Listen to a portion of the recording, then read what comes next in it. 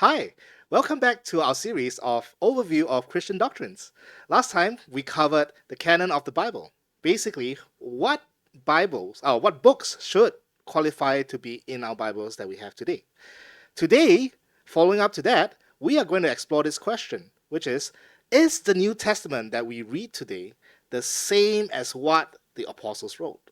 Now, look at it this way. The Bible that we have today is fully translated in English, but we know that the original language that was spoken or was being written in, it was in Greek. And there's about 2,000 years of since then. So how do we know that it has been faithfully copied or transcribed? And because think about it, there was no photocopy machines back then. So can we look at the New Testament that we have today and read it as though we have what the original authors wrote? So, Stephen, can you help us, tackle this question? Yeah, so do we have what they wrote, right? Because it's all handwritten manuscripts. Yeah, So we have to talk about the manuscripts. manuscripts. One of the features that we need to talk about is how many manuscripts are we talking about? Now, if I only have one copy of the New Testament manuscript, then that manuscript cannot contradict itself. Whether it's right, whether it's wrong, we don't know. So theory is that the more manuscripts that we have, the more abundantly it is available, then the more likely we're able to reconstruct the original.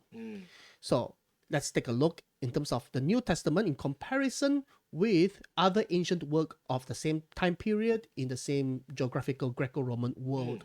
Tacitus, for example. Tacitus is a Roman historian, and much of what we know of Roman history came from Tacitus. And Tacitus scholars would say that, yeah, we have very good reasons to believe that what we have today, the manuscripts that we have today, accurately reflect what Tacitus actually wrote. And altogether, we have 3 such manuscripts. Only 3 and they're that confident? Yeah, 3 manuscripts is good enough.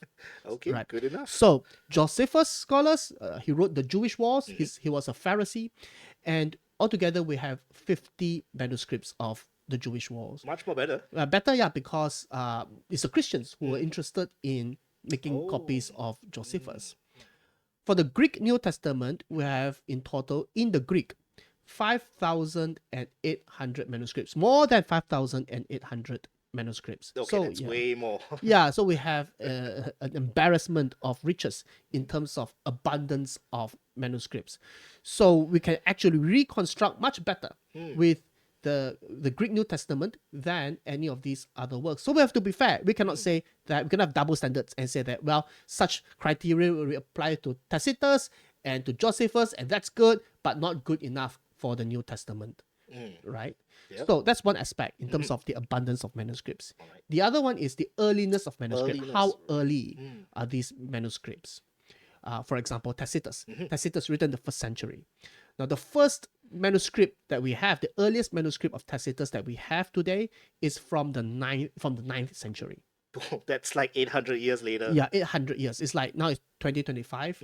So if something was written from 1225, and imagine that the first copy that we have, the earliest copy of that 1225 work is from yesterday. Yeah, would that be reliable? Can we depend on that? Well, Tacitus scholars say yes. Roman historians say yes. So that's a yes. Wow. It's established that that is a yes. Okay. Right? And for Josephus, that is 900 years apart, the 10th century. Oh, that's even later. That's even later. Okay. Now, for the New Testament, Paul was writing in the 50s. John was writing in the 90s, late 90s, mid 90s, late 90s, maybe let's just say the year 100. Now, the earliest manuscript of the Gospel of John that we have came from the year 125, just 25 years apart. Wow. Yeah. So in terms of earliness, that's P52. Right. P52, around the year 125, is currently in John Rylands University Library in Manchester, in the UK. The front page of it is from John chapter 18, verse 31 to 33, and the back page is from verses 37 and 38, which means that, 25 years apart. That's what it means. Wow. And what's fascinating about P52 is the earliness of it, right? Compared to the other sources, right? This is like in comparison that those 900 or 800 years apart would probably be copies of probably grand copies of the original. But the fact that this is written in the like just 25 years later, right? That must be placed in as much as close as possible to the original manuscript or the original gospel itself, right? Yeah, I would not be surprised if the scribe who's responsible for P52, he had the original Gospel of John right in front of him as he's copying. This might be the first generation copy. Who knows? 25 years is very, very short. Yeah, yeah. And I think what's amazing is that we have so much abundance. But could it be possible with so much abundance, so many manuscripts, so many copies, would there be a risk of differences or errors even among these copies? Then how do we deal with that? Yeah, so if you're asking whether these 5,800 plus manuscripts that we have in the Greek, do they read exactly the same word for word? The answer is no. Oh. This is called textual criticism, textual variance. Altogether, we have about 140,000 words in the New Testament, and we have about 400,000 textual variants among the manuscript tradition. Wow, that's almost 3 times as much. Yeah, that's like for every word in the New Testament, there's 3 textual variant, and it can be very disheartening for someone who's uninitiated into textual criticism. So an expert like Daniel Wallace, he's an expert in textual criticism. He's one of the world's foremost authority in textual criticism. He says that of the 400,000 textual variants of the New Testament that we have in the manuscript tradition, 99% of it is meaningless, meaning to say that it doesn't make a difference whatsoever. It comes down to things like spelling differences. Like some scribes may spell the name John, Johannes, differently, maybe with one N. Maybe another scribe may spell Johannes with 2 N's. So that makes no difference whatsoever. It's just a spelling difference. So that's 99%. Now, of the remaining 1% that is meaningful, 3/4 of it is not viable. What do you mean by not viable? Yeah, meaningful but not viable. So it changes the meaning of the text, Okay. but that cannot be it. I'll give you an example. 1 Thessalonians chapter 2, verse 7, it says, "But we were gentle among you." Now, some manuscript says, "But we were horses among you." That makes no sense at all. Yeah, it doesn't make sense because the Greek word gentle and the Greek word horse, it sounds quite similar in the Greek. Yeah. So this is a meaningful difference, right? Between we were gentle among you and we were horses among you. But it's obvious that we were horses among you is not a viable option. Yeah. So that is 0.75%, which means it leaves us with 0.25% of the textual variants that are both meaningful and viable. It changes the meaning, the meanings are different, and it could be one or the other. I'll give you an example. Mark chapter 9, verse 29. And Jesus said to them, Jesus just cast out a demon that the apostles couldn't cast out. The apostles asked, how come we can't do it?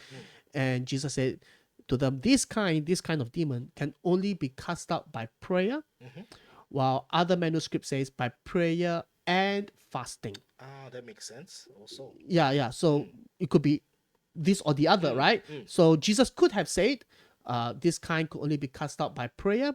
Jesus could equally have said, this kind could only be cast out by prayer and fasting, right? So it makes a difference. It's viable, but it's minor. Yeah. And it's only 0.25% of the text that we have. So would the 0.25%, would it perhaps influence our Christian belief, our core doctrines, or where we place our faith in? Would it majorly affect that? No, not at all. Bart Ehrman, he's a textual critic. He's not a Christian. Oh. He doesn't believe in the Bible as the word of God. He doesn't believe that Jesus rose from the dead. He's a skeptic. But even he says that as a textual critic, as an expert, the essential Christian beliefs are not affected by textual variants in the manuscript tradition of the New Testament. It doesn't make a difference at all. Christians will believe in exactly the same thing that we currently believe in had some other variant be correct, the meaningful and the viable ones. Well, I guess by and large, we have 99.75% certainty that the New Testament was, can I say word for word, identical to what the original authors, apostles wrote? Yes. So is the New Testament that we read today the same as what the apostles wrote? 99.75% yes. And that's good enough because it doesn't change at all our major beliefs. And yeah, so therefore I think it's safe, and perhaps even we can approach the New Testament with full confidence. So join us next time at series of Overview of Christian Doctrines.